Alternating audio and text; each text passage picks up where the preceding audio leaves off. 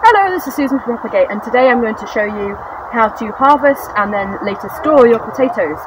So these are potatoes that were planted in the spring, and it's now end of August. You can tell that they're ready to be dug up because they look partly dead. So I'm going to dig all of these up. They've gone kind of yellowing, or even some of them have gone a bit brown. So basically what I'm going to do is I'm going to take a fork and I'm going to put in the fork a little way away from the potato plant, and then I'm going to dig it under and try and scoop up, and then this is, you have the potatoes in the soil, and what you're trying to do is not get the fork into any of the potatoes. So that's the original potato that will have been planted off, and then you just want to kind of sort through the soil until you've found all the ones underneath that plant. You might want to dig around from the other side as well. And here's a few more. Potatoes. Okay, so I'm home with my potatoes, and as you can see they're in an old carrier bag. Very important, you don't want to leave your potatoes in plastic for storage because it doesn't breathe and they'll go mushy. So you want to get them sorted as quickly as you can, basically. So what I'm going to do next is I'm going to check my potatoes for any damage.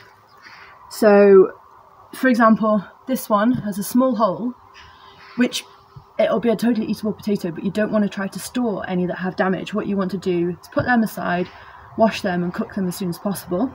Anything that has, like, is obviously rotten, obviously just throw that one away. If they have big holes, you might want to cut into them and check before you eat them that there's not actually a slug in the hole, because you don't want to inadvertently eat a slug.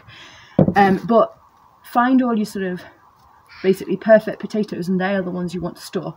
So knock off any like excess soil, but don't damage the skin in the process, and don't wash them. And then we'll move on to the next stage. Okay, so your next stage is to find a suitable cupboard where you can cure your potatoes. Now, curing your potatoes basically means laying them out so that without washing them, so that the skins harden as they dry, which means that they're then easier to store in the final storing box or bag. What you need is somewhere dark. If you leave potatoes out in the light, they'll go green, and the green bit is inedible. That could make you sick if you had enough of it. But you do want airflow, so that's the little bit awkward thing that you want. Yeah, somewhere dark and closed effectively, but you need airflow. So if you have a big cupboard, that's perfect. And I'm going to show you mine because that I'm really lucky to have. But otherwise, if you need to use a smaller cupboard, I would suggest maybe a cupboard in a corner and leaving the door open, maybe with like a thin cloth or something over it, so that you're blocking the light but you're not blocking the airflow. So now I will show you mine, and this is a big walk-in cupboard, so this might be slightly awkward. So it's my larder that I really like and I'm really proud of. Okay, I have laid my potatoes out on paper so that there's space between them, and therefore the air flows all around them. And I've put the date on the paper telling me when I put them there, and I'm going to leave them for about 5 days to cure. Okay, so now I've cured my potatoes, and what I've done then is I've checked them all once more, just for like any holes that I missed before, any slugs that have emerged, whatever, and I've put them all into a paper bag. Now, if you're going to get through them quickly, or you don't have that many to use, a paper bag, a Hessian bag, any other kind of fabric breathable bag will be fine, as long as those potatoes are properly dry and properly cured. They should keep for quite a while in a breathable bag.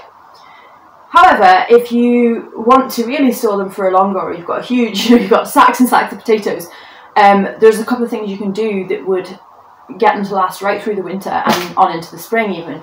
So some people put potatoes into what they call clamps, which basically means that they dig a bit of a hole, line it with straw, put all their potatoes into the hole lined with straw, and then cover it over with straw, and then cover it over with earth.